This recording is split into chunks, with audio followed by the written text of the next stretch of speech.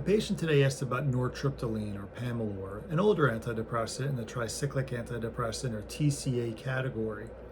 This patient had failed multiple trials of SSRIs and SNRIs and even augmenting with Wellbutrin or bupropion, and they were still having quite a bit of difficulty with depression. Tricyclic antidepressants were first developed in the 1950s. They were developed way before your SSRIs like Prozac and Zoloft were. Prozac was actually first FDA approved in 1987, and Celexa, another SSRI, was first being used in Europe in the early 1980s as well. But anyway, Nortriptyline or pamelor, it's an older antidepressant, which can be very effective for some people. And I'll often utilize this medication in a patient who's failed several of the more commonly prescribed today medications, like in this instance. Nortriptyline can have its advantages.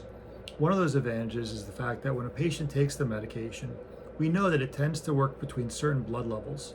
So when a patient's been on it for about 5 days or 6 days, and we know that they're at their new steady state blood level of the medication, we can check for the amount of medication in the person's system or their serum concentration to make sure that they're on the correct dose before we say that it was a failed trial, for example, if they don't have an improvement in symptoms. Additionally, I've seen patients who have been on this medication for a long period of time and done very well, let's say for years, and then all of a sudden they had a major depressive episode again. Instead of saying, well, it looks like this medication is no longer working, the first thing we'll do is check a blood level. And for whatever reason, for some individuals, blood levels can fluctuate over time. And if I see that the blood level has dropped of this medication in this individual, even if their dose remains the same, the first thing that I'll do is actually increase their medication to try to get to their documented blood concentration that first got them well. So that can be actually really helpful for providers to know what the blood level is that worked for the patient from the get-go. Now, tricyclic antidepressants do have their side effects and do have some disadvantages. One, which is one of the main reasons that they tend to not be used as frequently today, is that tricyclic antidepressants like Nortriptyline are actually lethal in overdose. They can cause arrhythmias or changes in the EKG of someone's heart rhythm, in particular QTC prolongation, and that can be a very serious side effect of the medication. So they're also contraindicated in individuals with certain types of heart blocks for that same reason, because they can change the heart rhythm of patients. Additionally, they have a lot of antihistaminic and anticholinergic and antimuscarinic side effects. While those are real medical terms, I think that it's important that for the layperson out there to know that some of those side effects for this class of medications, they may cause more sedation than some of the other medications that are out there that are used for depression.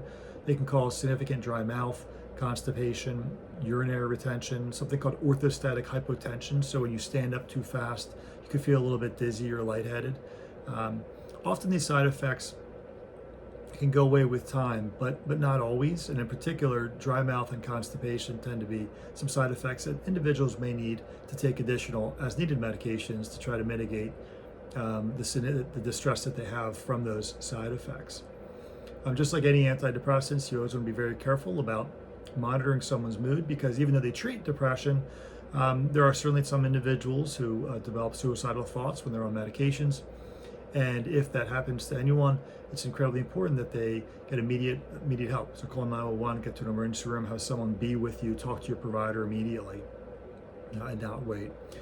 But again, for many individuals, if they failed multiple SSRIs or SNRIs, the tricyclic antidepressants can be incredibly helpful, are definitely a really great option for many people. It's just important that the provider and the patient understand the risks and the benefits of these medications before prescribing. If you believe this video pertains to you in any way, please be sure to reach out to a mental health professional to discuss directly. The information in this video is informative only and not medical advice for anyone.